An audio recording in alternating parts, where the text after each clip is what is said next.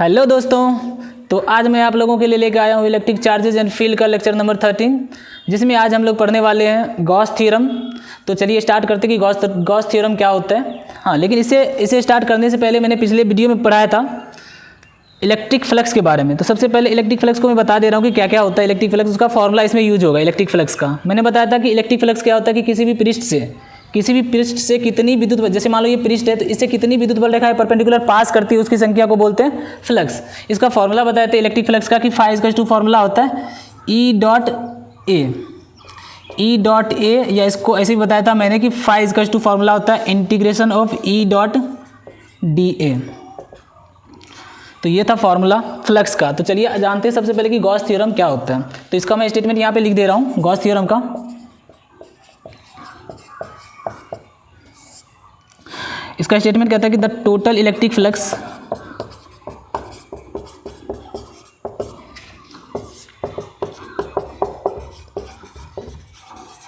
Through any closed surface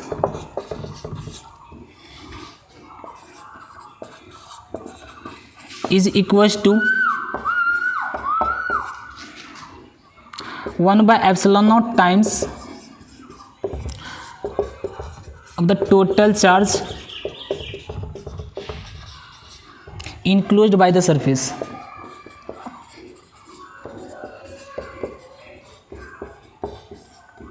मैं इसका हिंदी में लिख दे रहा हूँ कि क्या है, the total electric flux through any close surface is equal to the 1 by epsilon naught times of the total charge through an total charge enclosed by the surface.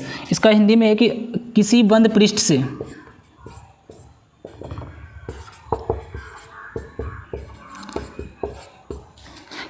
पृष्ठ से गुजरने वाले कुल फ्लक्स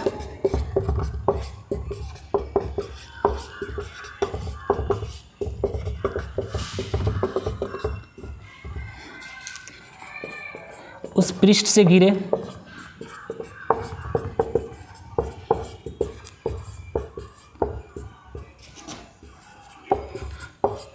कुल आवेश के 1 by epsilon naught गुना होता है।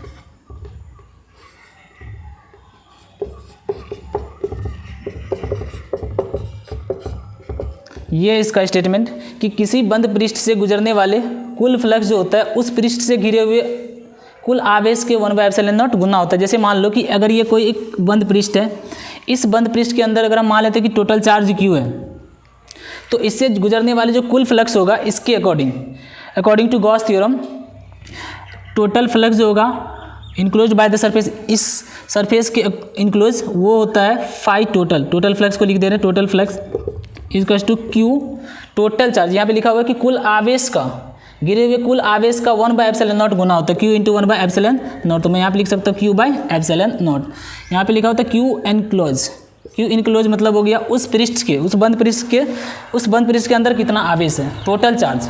तो ये था गॉस थ्योरम का स्टेटमेंट कि गॉस थ्योरम का स्टेटमेंट होता है कि किसी बंद पृष्ठ से, ये एक बंद पृष्ठ है, किसी बंद पृष्ठ से गुजरने वाले कुल फ्लक्स, इस बंद पृष्ठ से गुजरने वाले कुल फ्लक्स है ना, इस पृष्ठ से गिरे कुल आवेश के 1 by epsilon naught गुना होता है। तो चलिए अब इसका प्रूफ करते हैं कि ये कैसे आता है। टोटल फ्लक्स जो होता है Q enclose by epsilon naught, इसका पहले हम प्रूफ कर रहे हैं कि क्या होता है। इसमें ये फॉर्मूला याद रखना है, फ्लक्स का फॉर्मूला होता है E डॉट डी ए मतलब E cos थीटा। तो मैंने बताया था फ्लक्स में दो तीन बातें बताया था कि फ्लक्स क्या होती है। हाँ, फ्लक्स में क्या होता है कि एक तो इसका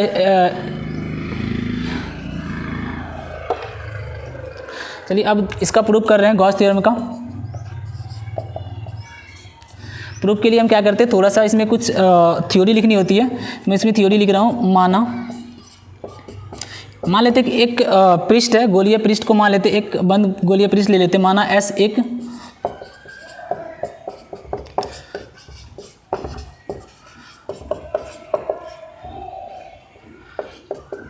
बंद गोलीय पृष्ठ है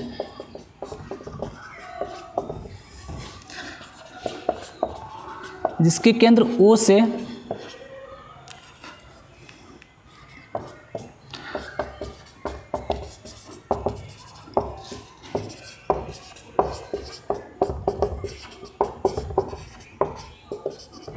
प्लस क्यू आवेश स्थित है।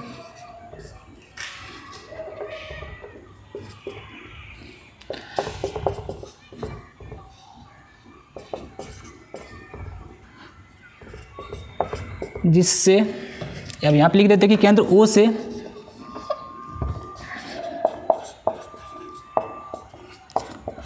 R दूरी पर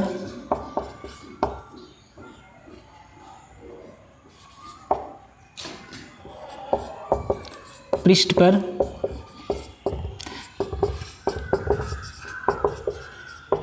एक बिंदु P है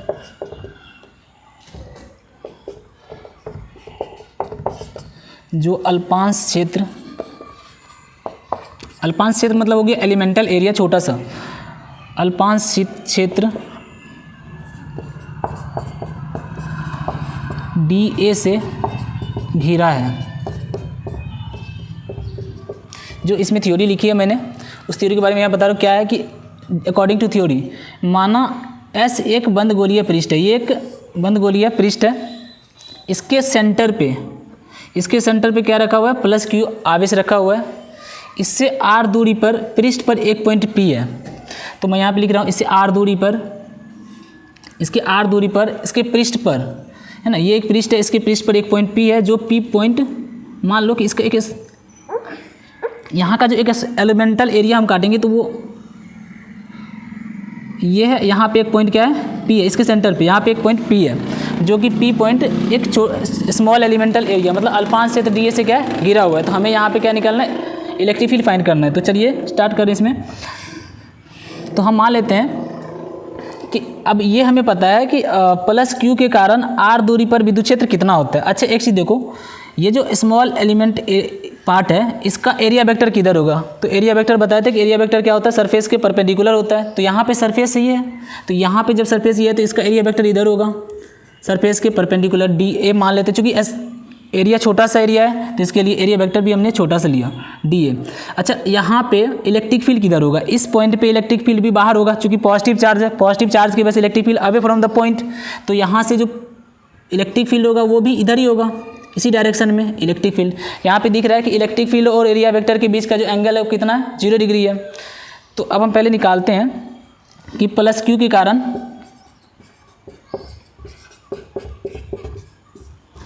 P बिंदु पर विद्युत क्षेत्र,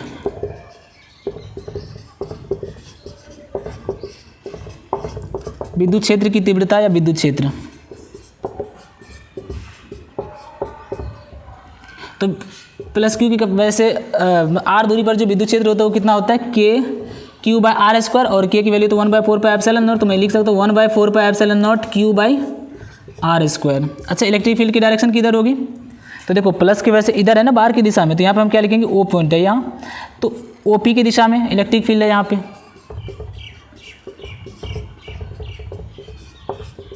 ये अब क्या है, फिर एक स्मॉल एलिमेंटल एरिया यहाँ पे D है, तो DA से कितना फ्लक्स पास करेगा।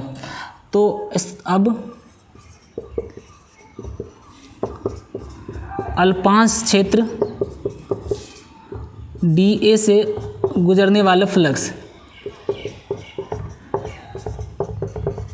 विद्युत फ्लक्स यानी कि फ्लक्स, तो DA से गुजरने वाला कुल फ्लक्स जो होगा वो कितना होगा, क्योंकि स्मॉल एरिया है तो फ्लक्स भी स्मॉल होगा। तो यहाँ पे हम लिख देते हैं d फाई इसका जो कितना होगा, E.DA का मतलब क्या होगा, EDA cos थीटा। तो EDA cos थीटा। अच्छा थीटा की वैल्यू कितनी है, इलेक्ट्रिक फील्ड और एरिया वेक्टर के बीच में एंगल कितना है, 0 डिग्री। तो यहाँ पे कितना होगा, cos 0 की वैल्यू कितनी होती है, 1। तो यहाँ पे d फाई इसका जो कितना होगा, EDA। अच्छा हमें तो ये इस चार्ज की वजह से इतने पार्ट का निकला है फ्लक्स, हमें पूरे संपूर्ण पृष्ठ का चाहिए फ्लक्स। तो संपूर्ण पृष्ठ का फ्लक्स निकालने के लिए क्या करेंगे, फिर से यहाँ पे एक स्मॉल एलिमेंटल एरिया काटना होगा, फिर यहाँ से काटना होगा। तो यहाँ पे d फाई सबको ऐड करोगे तब जाकर के टोटल पृष्ठ का मतलब संपूर्ण पृष्ठ का क्या निकलेगा, फ्लक्स निकलेगा। तो संपूर्ण पृष्ठ का फ्लक्स निकालने के लिए हम क्या करेंगे इसका, तो यहाँ पर हम लिख दे रहे हैं कि अतः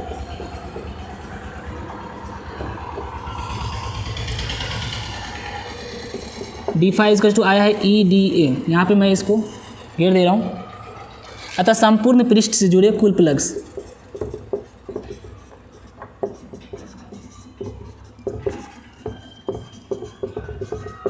संपूर्ण पृष्ठ से जुड़े कुल फ्लक्स। तो संपूर्ण पृष्ठ से जुड़े कुल फ्लक्स के लिए हम क्या करेंगे, इसका इंटीग्रेशन करेंगे। तो डायरेक्ट यहाँ पे लिख दे रहे हैं डी फाई इक्वल टू हो जाएगा इंटीग्रेशन ऑफ ई डी ए। अब यहाँ से डी फाई का इंटीग्रेशन क्या होता है, फाई इक्वल टू क्या हो जाएगा integration of E d A. Electric field की वैल्यू ऑलरेडी फाइंड कर चुका हूँ 1/4πε0 तो यहाँ पे रख दो। यहाँ पे रख देते हैं इलेक्ट्रिक फील्ड की वैल्यू 1/4πε0 इंटू डी ए। ऊपर वाले को मैं रब कर दे रहा हूँ क्योंकि स्पेस कम होने की वजह से यहाँ पे आ नहीं पा रहा है। तो यहाँ तक लिख लीजिए पहले। सबसे पहले फ्लक्स कितना आया, phi equal to integration of 1/4πε0 into d A. अच्छा, यहाँ पे हम क्लोज इंटीग्रल ले लेते हैं, पूरे सरफेस का निकाल रहे हैं। तो सरफेस पूरा क्या है, बंद है, तो यहाँ पे हमने लगा दिया क्लोज इंटीग्रल। तो फाई इक्वल टू हो गया 1/4πε0 इंटू डी ए। ई की वैल्यू हमने पुट कर दिया यहाँ पे, इसको हम रब कर रहे हैं।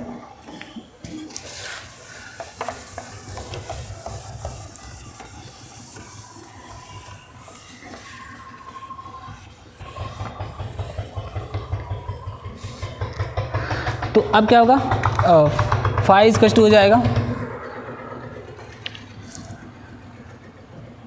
यहाँ से फाई इक्वल टू आ जाएगा 1/4। ये देखो 1/4πε0 कांस्टेंट है, आर डिस्टेंस ये भी क्या है कांस्टेंट है, रेडियस है इसका तो ये भी कांस्टेंट है, और चार्ज भी क्या है, चार्ज भी कांस्टेंट है। सिर्फ वेरिएबल क्या है, डी है। तो यहाँ से हम निकाल लेते हैं जो भी कांस्टेंट को बाहर कर लेते हैं 1/4πε0 Q/r²। सिर्फ बचा डी ए। डी ए का इंटीग्रेशन क्या होता है, ए। तो 1/4πε0 Q/r² इंटू ए। ए का मतलब एरिया ऑफ द स्फीयर। किसका एरिया, स्फीयर का। तो गोला का क्षेत्रफल कितना होता है 4πr²। तो यहाँ से देखो 4π से 4π कैंसिल हो जाएगा, r² से r² कैंसिल हो गया, कितना बचा Q/ε0। तो इस सरफेस के अंदर टोटल चार्ज है कितना, Q। तो Q/ε0। तो टोटल फ्लक्स हो गया enclosed by the surface is equal to 1/ε0 total charge का, है ना। तो यही है इसका प्रूफ गॉस थ्योरम का। तो क्या किया, सबसे पहले स्टार्टिंग में बता रहा हूँ फिर से। सबसे पहले हमने क्या किया, एक गोलीय पृष्ठ माना, बंद गोलीय पृष्ठ माना, जिसके केंद्र पर एक हमने प्लस Q आवेश को रखा। उसके r दूरी पर एक बिंदु हमने उसके पृष्ठ पे मान लिया P, जहाँ पे हमें क्या निकालना, इलेक्ट्रिक फील्ड।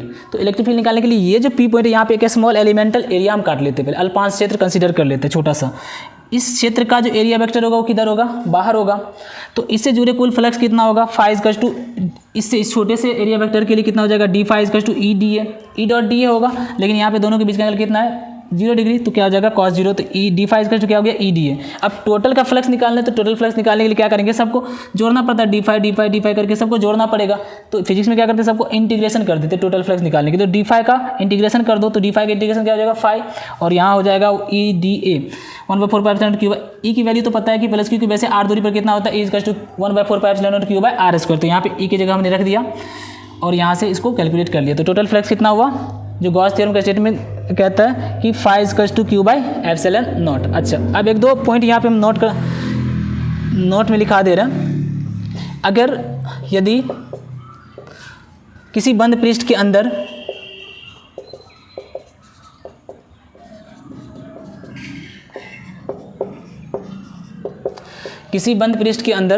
कई आवेश,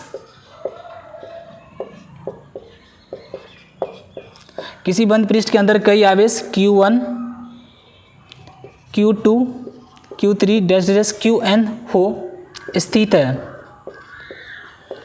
तो इन सभी आवेशों के कारण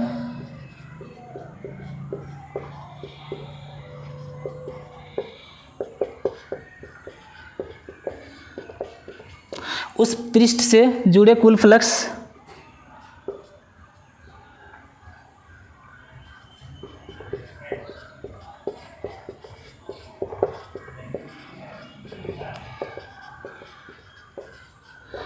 फ्लक्स होगा फाई इक्वल टू, मान लेते एक पृष्ठ है, ये कोई एक पृष्ठ है, इस पृष्ठ के अंदर बहुत सारे चार्ज हैं, कई चार्जेज हैं। तो इन सभी चार्ज की वजह से इस पृष्ठ से जुड़े कुल फ्लक्स कितना होगा, मान लेते यहाँ पे चार्ज Q है, Q1, Q2, Q3 डैश मान लो Qn charge, total charge Qn है। तो इससे जुड़े कुल फ्लक्स का मान कितना होगा, तो फाई इक्वल टू हो जाएगा, सबको ऐड कर दो, Q1 plus Q2 plus dash plus Qn upon में क्या हो जाएगा ε0। चूँकि गॉस थ्योरम, गॉस के नियम ही कहता है कि किसी भी बंद पृष्ठ के अंदर जो टोटल चार्ज है उसका टोटल चार्ज का 1/ε0 गुना होता है उससे गुजरने वाली कुल फ्लक्स।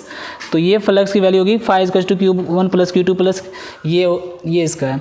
अब इसमें क्या है, एक दो क्वेश्चन रहता है जो ऑब्जेक्टिव में आता है, ऑब्जेक्टिव में आने का चांस रहता है। वो क्वेश्चन है कि पहला क्वेश्चन है कि किसी बंद पृष्ठ के अंदर मान लो कि अगर एक डायपोल को रखा जाए तो उससे गुजरने वाली कुल फ्लक्स कितना होगा, उस पृष्ठ से गुजरने वाली कुल फ्लक्स का मान कितना होगा। तो मैं यहाँ पे एक क्वेश्चन दे रहा हूँ कि हाँ, तो क्वेश्चन क्या है, क्वेश्चन है कि मान लो कि एक बंद पृष्ठ के अंदर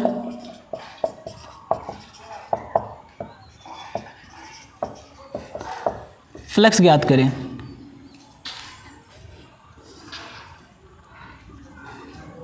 कई आवेशों के कारण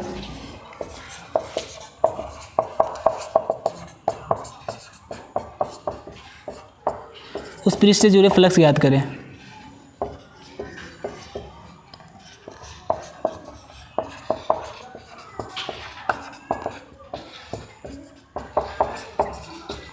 क्वेश्चन में दिया है कि एक मान लो एक कोई बंद पृष्ठ है, इसमें आवेश रखा हुआ है मान लो +5Q - 7Q और मान लेते हैं प्लस का 4Q, ये चार्ज रखा हुआ है। इसकी वजह से इस पृष्ठ से जुड़े कुल फ्लक्स का मान हमें ज्ञात करना है। तो कैसे निकालेंगे, तो जो गॉस का थ्योरम कहता है, गॉस थ्योरम कहता है कि किसी भी बंद पृष्ठ के अंदर जितना चार्ज है सबको जोड़ दो पहले और उसको 1/ε0 से डिवाइड कर दो। तो वो वही वैल्यू क्या होता है, टोटल फ्लक्स उस पृष्ठ से जुड़े हुए। तो यहाँ पे हो जाएगा -7Q, टोटल चार्ज कितना है 5Q + 4Q - 7Q अपॉन ε0। तो कितना हो जाएगा 5 4 9, 9 में से 7 गया 2, तो +2Q/ε0। तो यही हो गया इसका आंसर। मतलब ऐसे ये याद रखना है कि अगर किसी बंद पृष्ठ के अंदर जितना भी चार्ज होगा सभी को जोड़ दो, उसको ε0 से डिवाइड कर दो, तो वही उस पृष्ठ से जुड़े टोटल फ्लक्स की वैल्यू होगी। अच्छा, एक क्वेश्चन और जो आता है एग्जाम में, बोर्ड एग्जाम में, कि किसी बंद पृष्ठ के अंदर रखे डायपोल की वजह से इलेक्ट्रिक फ्लक्स ज्ञात करें। किसी बंद पृष्ठ के अंदर रखे डायपोल के कारण, डायपोल मतलब द्विध्रुव, डायपोल के कारण कुल फ्लक्स ज्ञात करें।